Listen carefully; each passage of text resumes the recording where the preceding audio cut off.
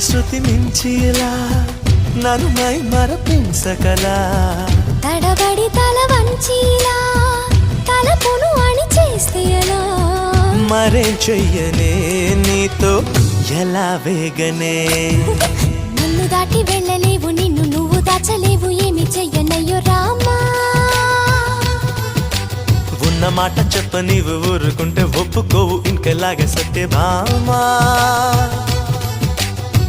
అనుకున్నా తప్పు కదా మో మాట ముప్పు కదా మనసైతే ఉంది కదా